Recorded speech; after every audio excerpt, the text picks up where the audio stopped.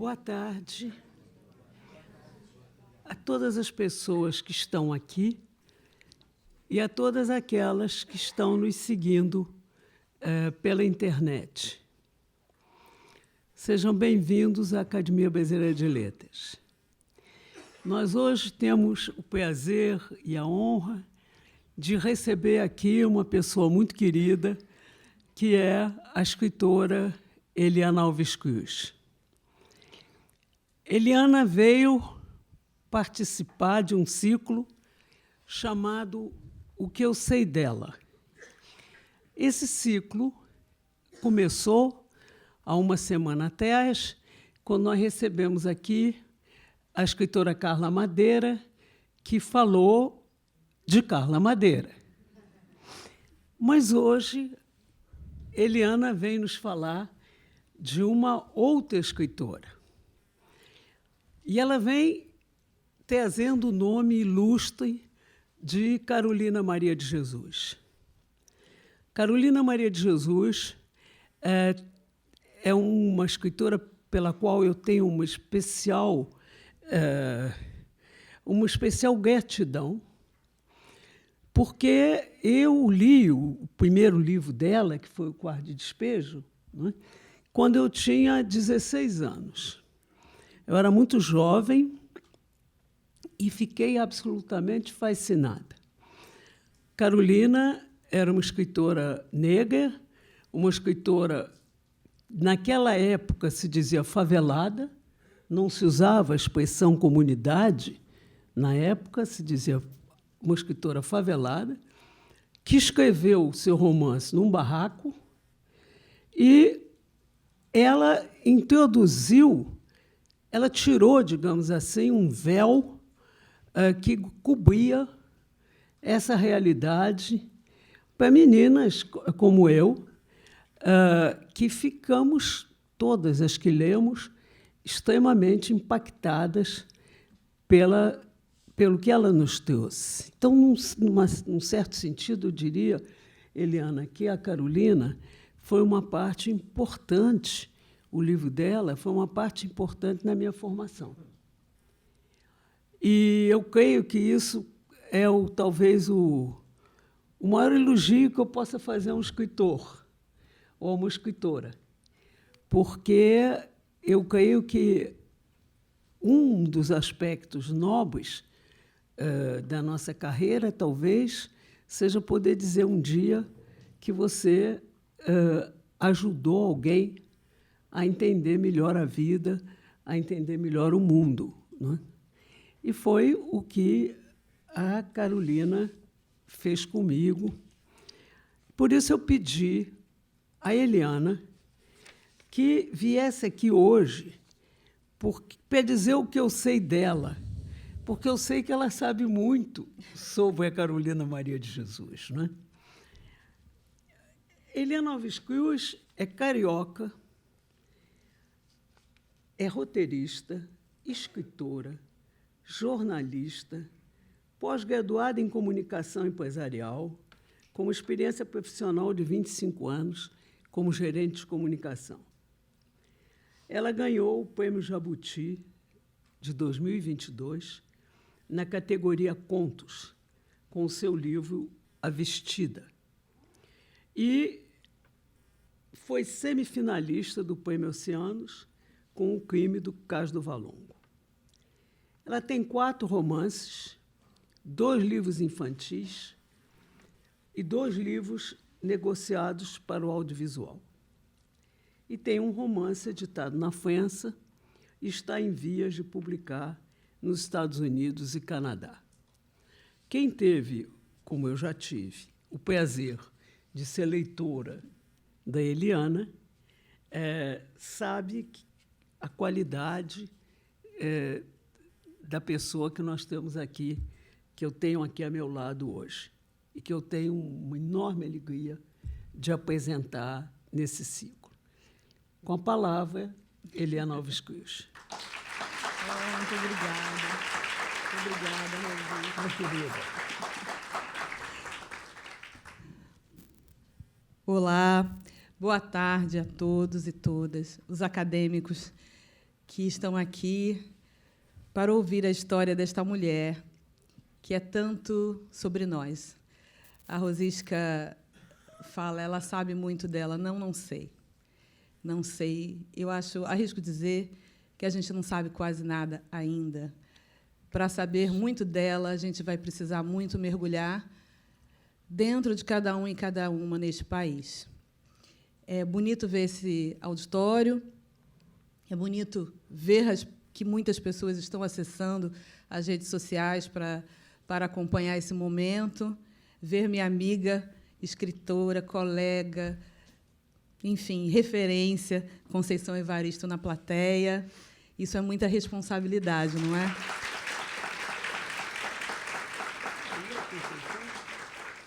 Uau! Então, vamos lá. Muito obrigada, de todo o coração. Eu dei um seguinte título, né? Carolina Maria de Jesus, a busca como alvo e a vitória do improvável. Não acho que será proveitoso esmiuçar os dados biográficos de Carolina Maria de Jesus, porque pesquisadores e pesquisadoras muito mais competentes que eu se debruçaram sobre eles e por muito mais tempo do que nós temos neste espaço. Convido a todos e todas para ler e conhecer a trajetória cronológica desta autora nestas obras. Entendi que esta oportunidade preciosa deveria ser aproveitada para abordar a sua busca incessante por conhecimento, o caminho inusitado percorrido por ela, tendo a fome pela educação como motivação, maior que a própria fome do corpo físico e a procura obstinada pelo saber, como a sonhada porta de saída da precariedade. Todos estes elementos formaram a menina leitora e, posteriormente, a escritora que se tornou um ícone para a literatura nacional. Será um encontro para pensar como sua sede insaciável por decifrar os enigmas das palavras, combiná-las em frases novas e usá-las em histórias que seriam só dela para o mundo, suplantou o provável destino de subalternidade e apagamento e deu ao país uma artista completa. Aqui pretendo me aprofundar em outros aspectos que não falam, gritam a todos e todas nós. O historiador e escritor Joel Rufino dos Santos publicou em 2009 um livro intitulado Carolina Maria de Jesus, uma escritora improvável.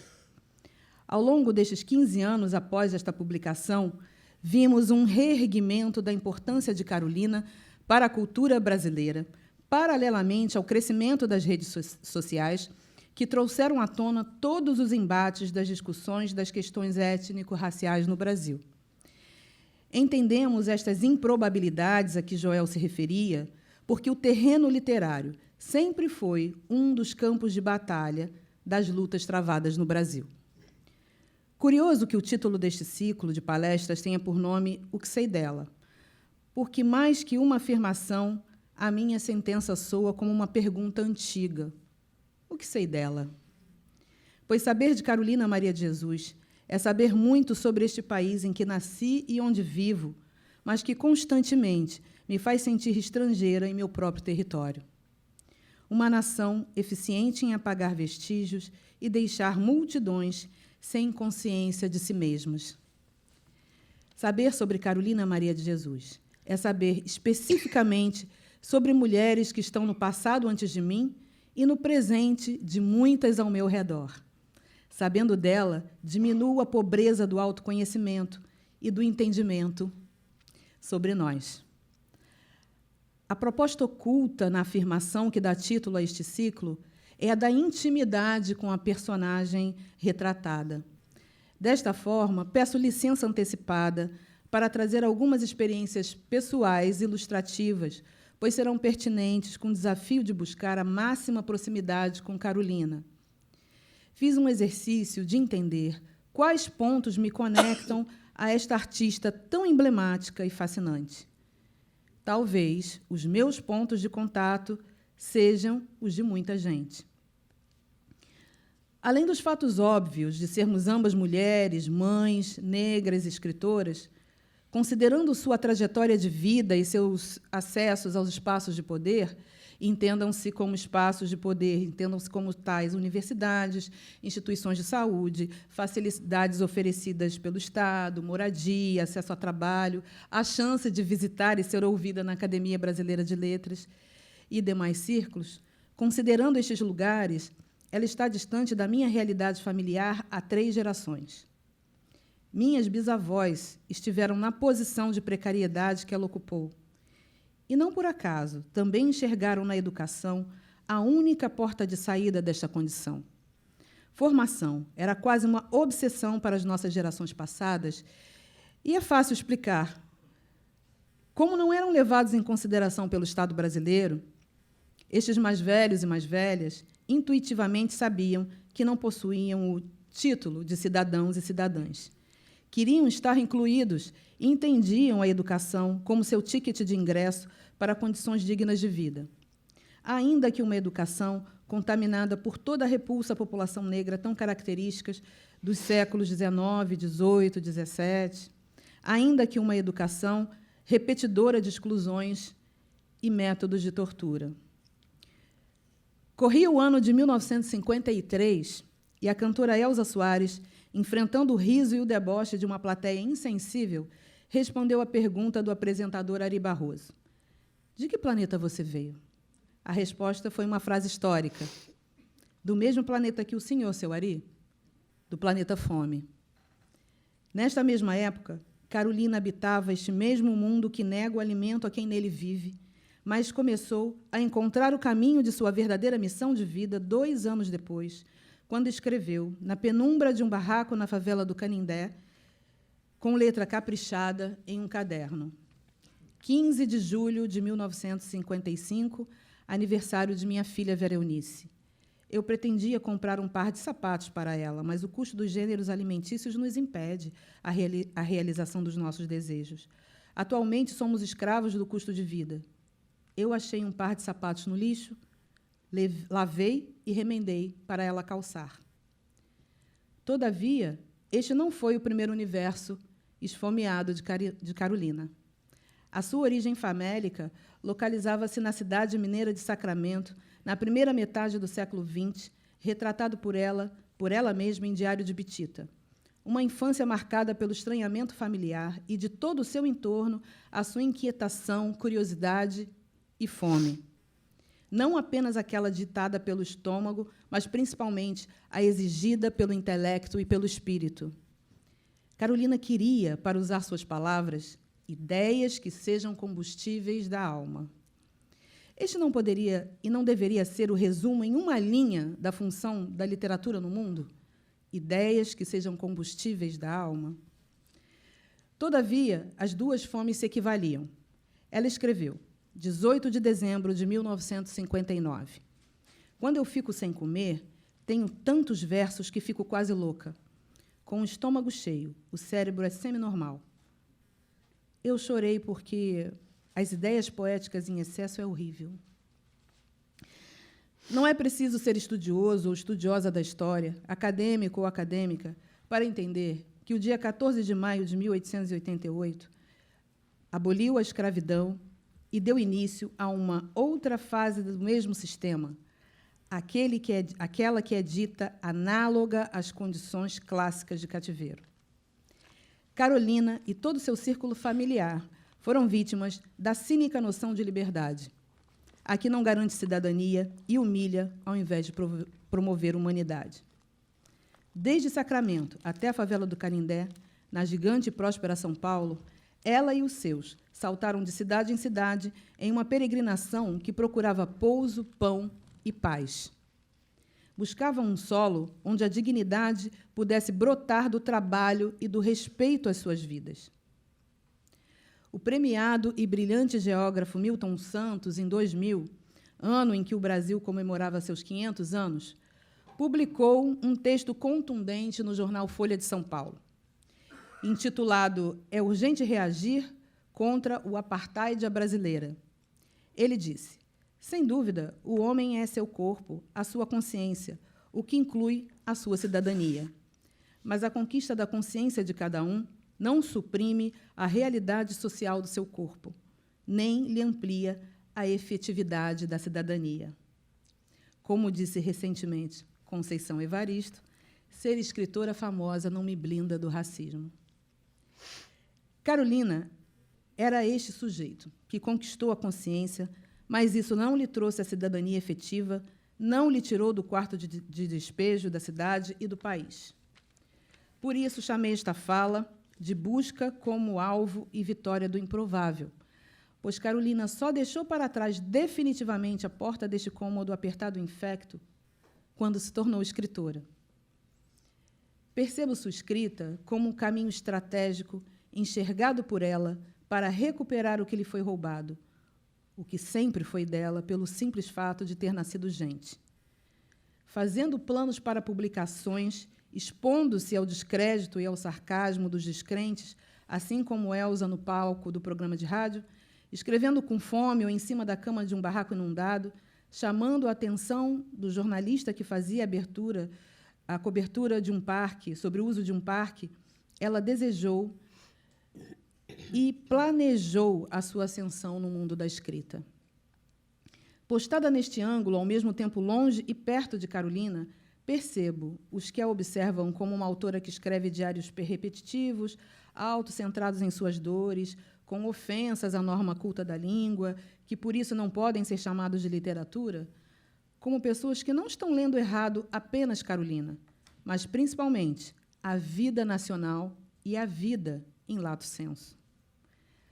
Quando falava do avô ex-escravizado que amava e lhe dizia de uma abolição inexistente, ou da tia que reproduzia o racismo, repelindo a possibilidade da prima unir-se a um homem negro e agredia verbalmente a sobrinha pela aparência e miserabilidade, quando observava de forma precisa as violências e privilégios masculinos, quando criticava as mulheres suas vizinhas por não perceberem estes mesmos privilégios, quando emitia opiniões sobre políticos e relatava com exatidão o dia a dia cruel dos inúmeros lugares onde vivia e trabalhava, ela fazia a cartografia de uma época, traçando um mapa vivo e rico em metáforas, analogias e, principalmente, poesia.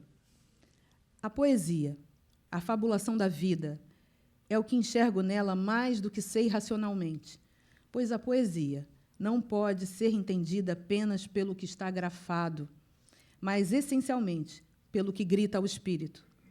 Combustíveis da alma, lembram? Por falar em grafia, Joel Rufino usou uma palavra para defini-la: grafomaníaca.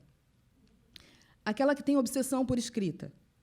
Ousar se apaixonar por livros e saciar-se com palavras, tendo a escrita como fonte de alívio, nutrição e elaboração da vida, esse atrevimento fez dela alguém estranha ao seu próprio habitat. Na busca por conexões entre nós, os sentimentos de insaciedade e estrangeirismo talvez sejam os traços mais marcantes, pois, apesar de não ser uma das habitantes do planeta Fome e não residir em uma favela como foi a do Canindé, a ousadia em procurar no ato de escrever nutrição, reflexão e meio de vida ainda faz de nós, mulheres negras, brasileiras escritoras, pessoas estranhas no território Brasil em pleno século XXI. Como alguém que teve o poder de subverter o tempo, antes que nós soubéssemos dela, Carolina soube de nós, em primeiro lugar, e impôs-se às impossibilidades de sua trajetória. O pensador alemão Walter Benjamin, em seu texto Tese sobre o Conceito de História, observou que ela deve ser escovada a contrapelo, pois só assim, passando o pente no sentido contrário do rumo aparentemente natural da história, aparecem os cacos, os fragmentos que o olhar superficial deixa escapar. Carolina foi um desses pedaços escondidos nas franjas da história que saltou para a luz.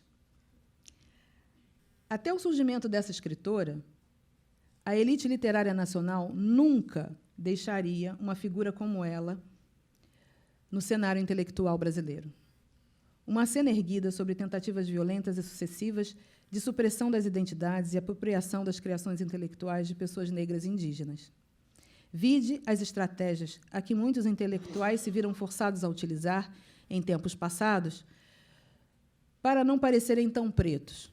Vide Machado de Assis, que nasceu com a certidão de nascimento preta e faleceu com a certidão de óbito branca. Vide Lima Barreto, que amargou uma frustração adoecedora.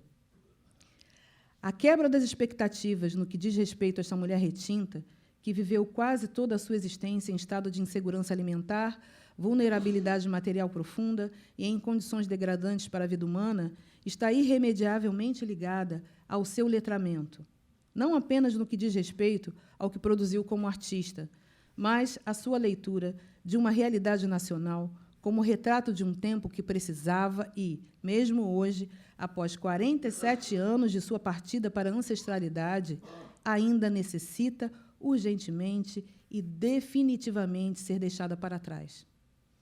Vejo que Carolina é um fruto do seu tempo, mas, paradoxalmente, está fora dele. Ela é também o bagaço deste tempo, deste fruto, produzido por esta época. Em um primeiro olhar, ela parece uma personagem igual a muitas mulheres naquele trecho do século XX e, por ocasião do ano de seu nascimento, 1914, em um contexto distante apenas 26 anos do fim oficial da escravidão. Mesmo na data do lançamento do famoso Quarto de Despejo, 1960, o país estava apenas 72 anos distante deste mesmo fim do trabalho escravizado. Uma realidade da qual ela se sabia parte e que lhe tocava tão intensamente que a fez compor poemas e diversos textos. No livro Casa de Alvenaria, publicado em 61, está o poema O Colono e o Fazendeiro. Diz o brasileiro que acabou a escravidão: colono sua o ano inteiro e nunca tem um tostão? Se o colono está doente, é preciso trabalhar? Luta o pobre no sol quente, nada tem para guardar. O poema segue em outros versos, mostrando como o senso crítico de Carolina fazia com que ela detectasse em tudo o que vivia de nefasto a digital escravocrata. Isto também explica o seu fascínio pelo tema abolição e pelos abolicionistas. Sua disposição para opinar está diretamente ligada a seu extremo senso de liberdade. Em uma época de ditaduras, ela fez a sua democracia, como se diz, na marra, na força da teimosia ou daquelas pessoas que criam por um único e belo motivo: não vivem sem a arte. Não vivem sem contar e contam para viver e sobreviver. Como disse Clarice Lispector, escrevo porque é mais forte que eu. Vamos falar de Clarice e Carolina mais adiante. A escrita em primeira pessoa, uma coragem estilística para alguém oriunda de camadas emudecidas por séculos, é um sinal desta independência que também aponta uma solidão. O isolamento típico dos que, como no mito de Platão, saem da caverna. Ela se via só e estranha, não apenas no seu núcleo familiar e comunitário, mas também nas seguidas casas em que trabalhou como doméstica, deixando o feijão queimar enquanto lia algum livro, ou nos empregos que se via obrigada a aceitar para matar a amarela, como se referia à fome. A caverna de Platão, no mundo carolineano, era toda a sociedade brasileira. E ela estava em uma esquina entre o planeta fome e o que se alimenta fartamente, mas apenas de comida, jamais nutre o espírito. Quando comecei a pensar sobre o trabalho doméstico e suas raízes firmemente fincadas no solo da escravidão, Carolina veio em meu auxílio para pensar as personagens e a narrativa do livro Solitária, pois ela não teve nenhum pudor em dizer o que realmente pensava e sentia sobre a classe média para quem trabalhava, mas, sobretudo, observava. Carolina era uma infiltrada no seio dessas casas, olhando suas práticas, pensando sobre elas e relatando seus métodos, sem nenhuma reverência ou respeito por seus membros. Talvez tenha sido das primeiras a estabelecer um observatório da branquitude, visto que analisava a fundo o comportamento de pessoas que a ela pareciam incapazes de executar as tarefas básicas, por isso recorriam a uma terceira pessoa, mas precisavam humilhá-la para evitar que cogitassem se perceber como iguais. Quando eu era empregada, sofria tanta humilhação, às vezes eu tinha vontade de dar uma surra no patrão. Era um patrão malcriado, não deixava eu parar um segundo, e o diabo ainda falava, de mim para todo mundo. Obrigava eu levantar a 1 da madrugada e ainda andava dizendo, essa malandra não faz nada. Se a gente dá um passo, o diabo está sempre atrás. Vive sempre pondo defeito, em todo o serviço que a gente faz.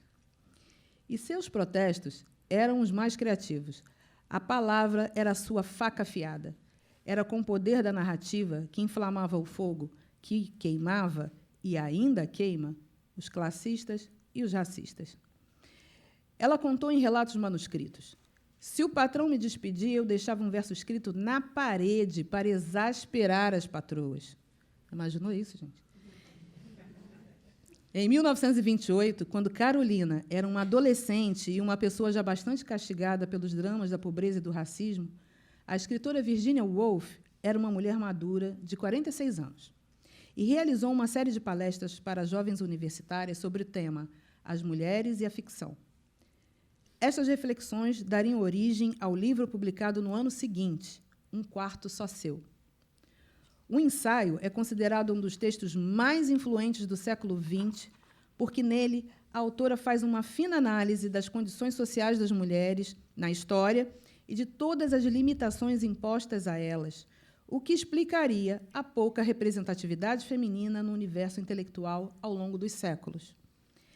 Entre as estratégias pensadas por Virginia para que as mulheres driblassem um ambiente literário dominado por homens, uma se tornou célebre. Aspas. Uma mulher precisa ter dinheiro e um quarto só seu se quiser escrever ficção. Ou seja, recursos e privacidade. Olhando para a vida de Carolina e o que sabemos dela, Virginia marcou um ponto. Não estava de todo errada. Como todo mundo que deseja sobrevivência e dependência, ela precisava de dinheiro. Mas Virginia, nesta obra, afirma: uma mulher deve ter dinheiro e um quarto próprio se quiser escrever ficção. E isso, como você verá, deixa sem solução o grande problema da verdadeira natureza da mulher e da verdadeira natureza da ficção. Muitas mulheres negras faveladas têm um quarto só seu, mas ele frequentemente é apertado, sufocante, próximo às lixeiras e está localizado na casa de outra pessoa. Mesmo a sua própria casa, em geral, é alugada, e muito menos só sua. Ela divide com filhos ou familiares. E, neste ponto, Mrs. Woolf errou. O impasse visualizado pela escritora inglesa não se aplica às mulheres que não sei se ela visualizava como prováveis produtoras de conhecimento. Carolina não esperou a dupla dinheiro e isolamento para criar ficção literária. Ela não tinha paciência e também não tinha tempo de vida para isso.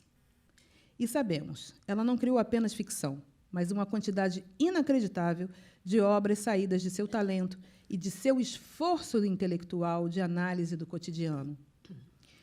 Quem se fixar apenas nas imensas ausências materiais, estruturais e emocionais de sua vida, quem não conseguir ultrapassar o muro das questões gramaticais e ortográficas, nem chegará perto de conhecer Carolina. Apenas conhece esta mulher quem atravessa esta cortina dolorida, pois, ao fazer isto, se depara com a escritora que também foi compositora, estilista, cantora, uma pessoa sequiosa de afeto, reconhecimento, e que se permitiu não acreditar nos julgamentos que dela faziam. Uma personalidade fortíssima, contraditória, intensa, que nos conecta a outro nome importante da literatura brasileira e mundial, escrita por mulheres, Clarice Lispector. Agora sim. Em 1961, o autor Paulo Mendes Campos escreveu uma matéria para a revista Manchete sobre Clarice. Ela havia publicado o livro A Maçã no Escuro, e Paulo a intitulou como a autora mais cara do ano, ressaltando o seu lugar de relevo na literatura nacional. Ele finaliza narrando, nas palavras dele, um esplêndido diálogo entre Clarice e Carolina, Sucesso desde o ano anterior com Quarto de Despejo. O diálogo. Tive olhando seu livro. Como você escreve elegante. E como você escreve verdadeiro, Carolina. Não importa se o diálogo foi ou não real, porque ele é resumidor das impressões deixadas por elas na plateia mais letrada de ontem e de hoje. Enquanto Clarice é aquela que prima pela sofisticação, estilo, elaboração da história e da linguagem, Carolina não fabula, é aquela que traz a sua realidade e a denúncia verídica. Em 2011, Benjamin Moser, um dos biógrafos de Clarice, relatou sobre o encontro entre as duas autoras em uma das primeiras edições de seu livro, intitulado Clarice. Ele interpretou assim a famosa foto em que elas aparecem lado a lado. Gente, uma abelha. Numa foto, ela aparece em pé, ao lado de Carolina Maria de Jesus, negra que escreveu um angustiante livro de memórias da pobreza brasileira, Quarto de Despejo, uma das revelações literárias de 1960, ao lado da proverbialmente linda Clarice, com a roupa sob medida e os óculos escuros que a faziam parecer uma estrela de cinema, Carolina parece tensa e fora de lugar, como se alguém tivesse arrastado a empregada doméstica de Clarice para dentro do quadro. A filha de Carolina, Vera Eunice, relatou em entrevistas a sensação de desencaixe de sua mãe no momento deste encontro. E isso também sabemos sobre ela, pois o sentimento de não pertencimento é muito conhecido por nós, assim como o olhar do crítico, negra que escreveu. O autor revisou o texto em edições posteriores, devido às inúmeras críticas, polêmicas, mas, num ato falho, ou não, ele apenas expôs em palavras o pensamento da dita nata intelectual quando qualquer pessoa, como Carolina, penetra em sua bolha dourada, mesmo que não necessariamente tenha vindo do mesmo planeta Fome. Aproveito para dizer que não há aqui nenhuma tentativa de desqualificar ou minimizar a importância das autoras merecidamente consagradas. Apenas preciso ser honesta neste esforço de me pensar no espelho com Carolina. E seria um pecado desperdiçar estas duas poderosas metáforas do que ocorre comigo e com muitos escritores e escritoras negras no ambiente literário ou fora dele. Por um lado, devido às invisibilidades e carências seculares, não somos consideradas e considerados sequer como possibilidade. Por outro, somos empurradas e empurrados pela imagem que controla todas as expectativas sobre nós, a da eterna subalternidade e limitação. Interessante e mais sintomático ainda que Clarice seja a autora que escreveu Paixão segundo GH, a história da dona de casa que finalmente entra no quarto de empregada. Nesta obra, Clarice escreveu: provação significa que a vida está me provando, mas provação significa também que estou provando. E provar pode se transformar numa sede cada vez mais insaciável. Carolina provou a escrita, e sua sede se tornou insaciável. Mas, diferentemente de Clarice, a sua ânsia foi colocada na prateleira do exotismo, do desequilíbrio, do destempero, da grafomania, da patologia. Ver-se como o protagonista e se apossar do pronome eu foi um atrevimento em meio a uma cena literária limitada a retratar personagens como ela secundariamente e ter outros e outras ficcionalizando ou analisando o seu mundo, mas sem jamais tocá-lo concretamente. O simbólico do quarto de despejo, ou seja, para Carolina, aquele lugar destinado a pessoas indesejadas pela sociedade, se encontra com a fala de Lélia Gonzalez.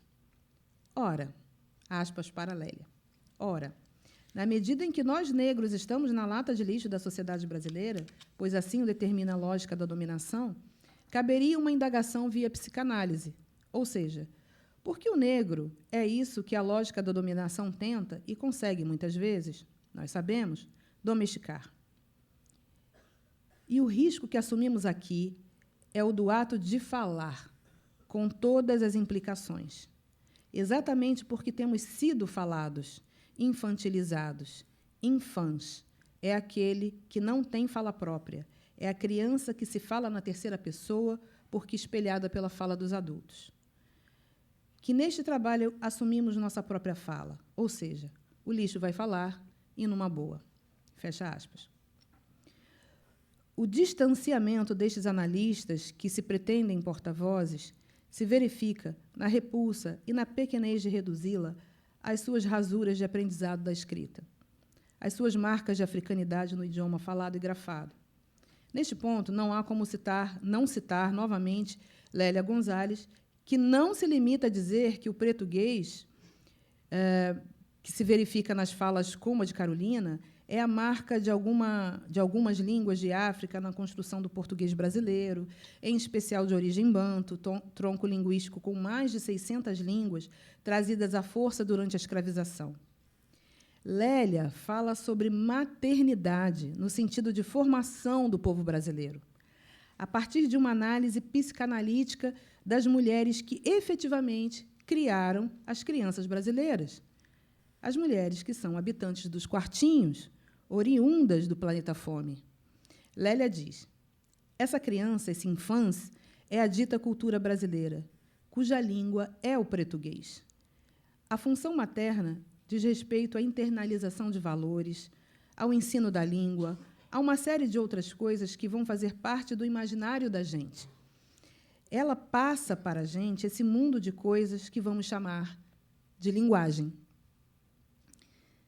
Carolina sonhava alto, e, ao elevar a ousadia de seus sonhos, se impôs ao destino lógico traçado para ela. O ativista norte-americano Martin Luther King Jr., no icônico discurso proferido em pé, nos degraus do Lincoln Memorial, após a Marcha de Washington por Empregos e Liberdade, em 28 de agosto de 1963, 100 anos após o fim da escravidão naquele país, disse: 100 anos mais tarde, o negro ainda não está livre.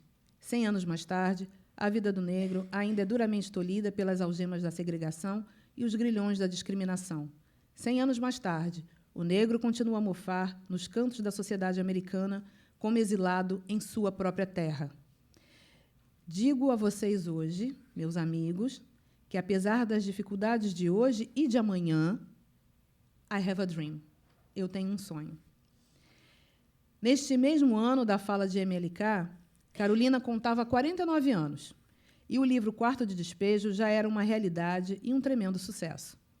Na primeira edição, vendeu 30 mil exemplares, sendo que 10 mil em uma semana, e nas edições subsequentes, alcançou um total de 100 mil exemplares vendidos.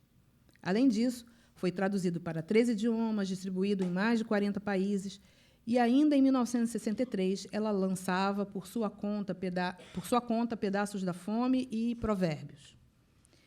Isto também sabemos sobre ela. O sucesso. Sabemos desta mulher que se percebe talentosa e que não hesita meio segundo em externar todas as suas potencialidades. Ela não fez caso dos julgamentos, mas deve ter sido duro. Crioula metida, diziam os vizinhos que a apedrejaram quando o caminhão de sua mudança saiu do Canindé. Por isso também passamos. Qualquer sinal de ascensão é visto como soberba. Qualquer comportamento creditado a outra classe social mais abastada, a nós é imputado como arrogância, falta de noção do nosso lugar. E qual será o nosso lugar? Onde a gente quiser, responderão de pronto, mas a que preço? Muitas vezes, à custa da saúde psicológica e física, ao preço do aumento da sensação de solidão e de moradia, não na encruzilhada que aproxima, mas naquela que afasta. O sucesso como fardo e culpa. 29 de julho de 1958. Várias pessoas que me ouvem ficam em dúvida e comentam: onde é que já se viu uma pessoa falar o clássico e andar assim? Será louca? 1º de agosto de 1958. Saí da presença do nordestino, que andava horrorizado com a minha gramática e o meu aspecto mendigo. 5 de maio de 1960. Fui falar com o escritor Paulo Dantas. Ficamos conversando. Perguntou-me qual foi o primeiro dicionário que eu li. Dicionário prosódico de João de Deus. Ele disse-me que eu tenho vocabulário. O espanto com a nossa erudição, quando não se dá pelo contraste com a aparência, acontece pela ruptura do que se espera de alguém como nós. Perdi as contas das vezes que ouvi: nossa, como você fala bem! Como se isso fosse algo muito extraordinário e inesperado. Quando ganhei o concurso literário da Fundação Cultural Palmares, fui mostrar o livro a um dos meus chefes de trabalho na época. Ele foi direto ao final da obra, no número de páginas, e perguntou com muito assombro: foi você mesma que escreveu tudo isso? Respondi irônica: não, contratei um escritor fantasma e fraudei um concurso nacional. Sempre encaro falar de Carolina Maria de Jesus com enorme responsabilidade em qualquer lugar. Mas falar dela dentro da Academia Brasileira de Letras é muito mais que isso. Pronunciar seu nome dentro das paredes da casa, que foi primeiramente presidida por Machado de Assis, um homem negro, nascido no Morro, é um emblema. É uma carta enviada pelo orixá Tempo, que, por vezes, chega de braços dados com o Senhor e a Senhora da Justiça. Trazê-la aqui é como assinar o recebimento de uma herança, descrita no testamento traçado em cada linha, caprichosamente preenchida por ela, com as melhores expressões, imagens e palavras. É banhar-me, ou, para usar um vocábulo usado por Carolina, abluir-me, de liberdade nas águas da literatura. Depois de tudo que li, ouvi, pensei e elaborei sobre ela, atrevo-me a pensar que, se Carolina pudesse escolher, a solidão não seria a sua opção. Como escritora, preciso pensar nela neste futuro em que, embora ainda falte muito, as narrativas de ficção e o mundo literário são tão mais generosos e significativos do que somos como povo. É quase vital para seguir neste ofício imaginá-la realizada neste futuro em que estamos tão multiplicadas.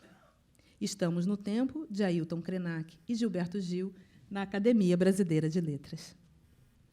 Seria lindo se esta academia algum dia a fizesse vestir o seu fardão pelo corpo de alguma autora que, como ela, venceu o improvável.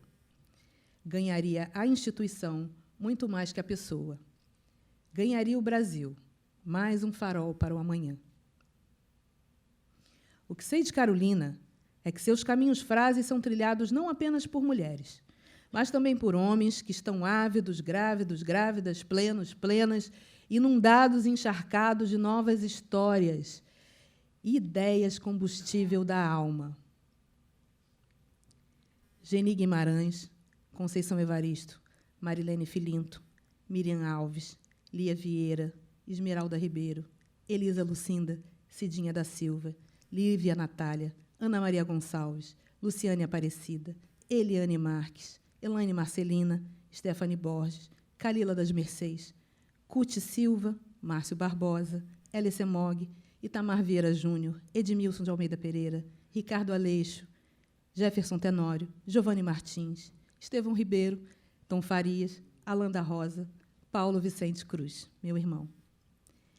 Sem contar toda a maravilhosa gente que se dedica à nação, à não ficção, em outras obras magistrais, a quem reverencio aqui, citando Sueli Carneiro. Estes são apenas alguns nomes dos tantos que estão contando ao país a grande e velha novidade de que somos arautos. O talento de contar não está nem aí para os limites e cercas dos que passaram eras retendo o direito do acesso à escrita, como quem inutilmente tenta aprisionar a água entre as mãos. É da natureza da água fluir. O que sei de Carolina é que ela corre em mim, por vezes como córrego calmo, ou rio caudaloso, mar bravio, ou somente um filete d'água, tempestade ou chuva fina, mas corre. E é com este elemento da natureza que Carolina assina para a continuidade no ponto final de quarto de despejo. 31 de dezembro. Levantei às 3h30 e fui carregar água.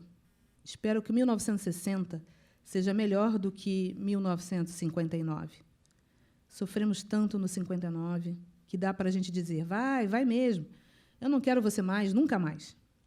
1º de janeiro de 1960. Levantei às 5 horas e fui carregar água. Obrigada, Carolina, por ser esta lanterna a iluminar as ondas e correntezas que nos trouxeram até aqui. Muito obrigada.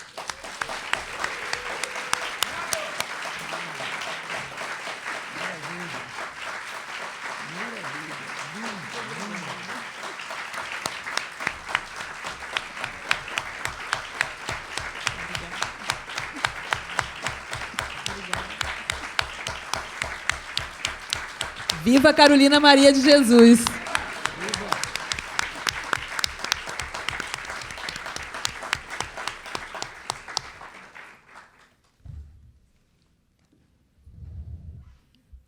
Muito obrigada. Muito obrigada, Eliana, por essa bela palestra que tem um sentido muito forte para mim, porque você, entre outras coisas, citou algumas autoras que foram absolutamente determinantes no meu próprio caminho literário, né? E obrigada também por você colocar essa continuidade da Carolina Maria de Jesus na sua própria pessoa, né? Em todas as outras escritoras, como você, que estão hoje presentes no cenário literário brasileiro. Eu fiquei pensando, enquanto você falava, você mencionou um livro que é um livro que eu acho que foi absolutamente decisivo na história do movimento de mulheres no Brasil, que foi o livro da Virginia Woolf, Um Quarto para Si, né?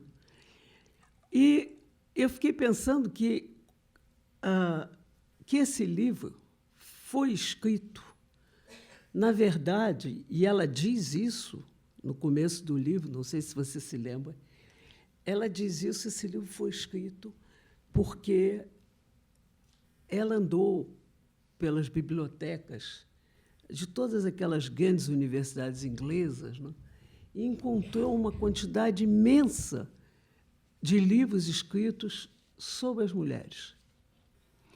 E não encontrou livro nenhum escrito pelas mulheres, né? E eram livros científicos, livros que tinham a rubrica, o carimbo da alta ciência, né? E que, portanto, ditavam a verdade do que era o feminino. E a Virgínia, então, escreve Um Quarto para Si, chamando atenção para isso e dizendo que era preciso que as mulheres escrevessem. Escrevessem dizendo quem eram. E que, para isso, então, precisavam de um quarto para si e recurso a uma renda anual, ela diz, não é? Bom, ouvindo você, eu tive o sentimento de estar relendo Um Quarto para Si e O Quarto de Despejo, 2 quartos, né? Mas ouvindo no sentido de que ninguém que não sejam vocês, né, mulheres que estão dentro de uma vida que conhecem tudo isso que você descreveu de perto, ninguém poderia, na verdade, falar de vocês, né? Quer dizer, vocês estão assumindo um papel histórico que eu respeito imensamente, que é o papel histórico de uma autodefinição, né?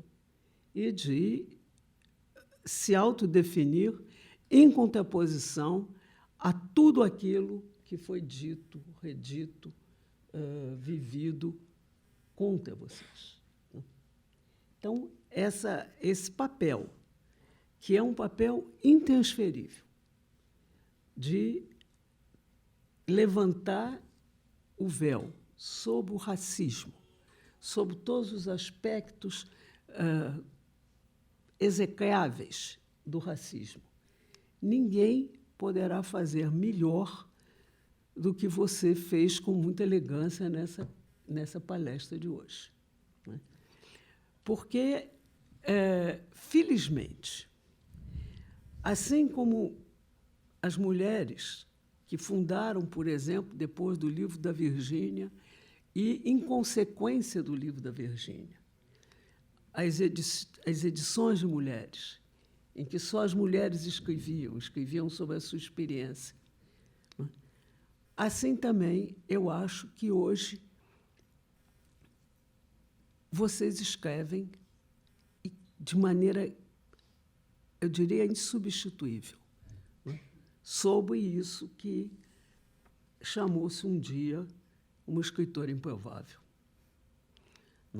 E essa prova do improvável, que é feita todo dia, ao longo de anos, que está sendo feita ao longo de anos, enfrentando tudo isso que eu não vou repetir, porque você já disse, e eu nunca direi melhor do que você. Né? Nem poderia. Acho que esse testemunho que é dado de dentro de uma existência, um testemunho existencial, né? Ele é improvável, mas ele é também incontestável. E eu acho que é esse trabalho que você trouxe aqui hoje, né? Que, de uma certa maneira, eu diria que foi um trabalho que você realizou aqui hoje, né? Que é acender um sinal, mais uma vez, mais um sinal, dizendo quem somos nós, né? Quem somos nós, do que somos capazes e do que seremos sempre capazes. E eu diria cada vez mais, na medida em que cada vez mais seja reconhecido por uma sociedade que, durante muitos séculos, teve uma espécie de uma venda nos olhos, que não via nada, né? Uma cegueira absoluta. Bom, dito isso, eu queria chamar a atenção para uma outra coisa que você disse, que eu achei muito importante, muito interessante. O sucesso como fardo e como culpa. Eu acho que isso é um sentimento que também é comum, numa certa medida, embora de natureza interna diferente, aos grupos ou às pessoas que, dentro de grupos oprimidos, conseguem furar aquilo que era improvável. Né? Conseguem furar. Porque no fundo, existe um medo do sucesso, um certo medo do sucesso, como se, de alguma maneira, aquilo não fosse merecido, como se, de alguma maneira, aquilo não fosse real, não é? E com a culpa de não estar trazendo todos consigo. Quer dizer, de você ser apenas uma pessoa que se destaca. Eu conheço bem isso, né? Eu sei, eu já fiz parte de movimentos que passaram e atravessaram esse sentimento. De qualquer maneira, eu creio que a maneira como você colocou é a prova de que você tem uma análise imensa dessa questão, e eu só quero dizer que eu me interessei muito por isso e que eu reconheço e sei de que matéria isso é feita, né? Mas quero, dito tudo isso, que são apenas algumas observações, né, feitas uma admiradora da sua obra, uma pessoa que acompanha o seu trabalho, né? Eu quero, sobretudo, agradecer imensamente a você por você ter aceito esse convite, ter estado aqui conosco, ter trazido toda uma luz que você tem, né? E que você acendeu aqui em todo o seu esplendor, né? Muito obrigada a você. Muito obrigada. Viu? Muito obrigada. Rosisca, só para finalizar, eu queria fazer uma observação que é o seguinte. Eu acho que a arte é o lugar da liberdade. Eu acho que todo escritor, toda escritora, todo poeta, toda poeta pode escrever sobre o que ela quiser, sobre o que ele quiser, sobre o universo que quiser. O olhar de fora também é importante. Ele apenas não pode ser o único. Ele apenas não pode ser o único a ser valorizado. É preciso olhar para quem escreve de dentro com pesos equivalentes. É apenas isso. Eu acho que isso é da ordem da democracia, isso é da ordem da liberdade, isso é da ordem da verdadeira arte. Muito obrigada.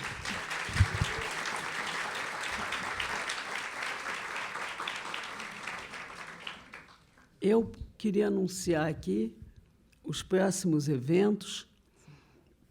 Nós teremos, na próxima quinta-feira, a palestra, a etnografia dos literatos, o cancioneiro caipira de Amadeu Amaral, com a palestrante Maria Laura Cavalcante.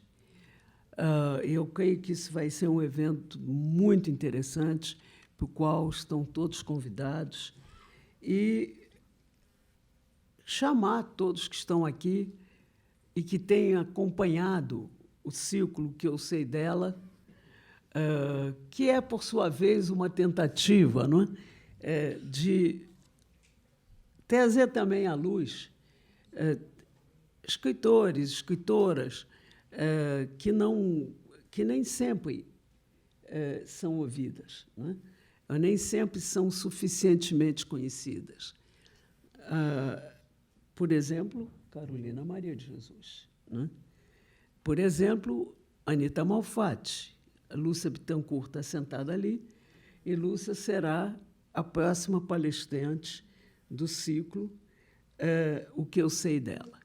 E nós vamos terminar esse ciclo com Lília Schwartz, que vai falar da mãe do Lima Barreto, da Amália.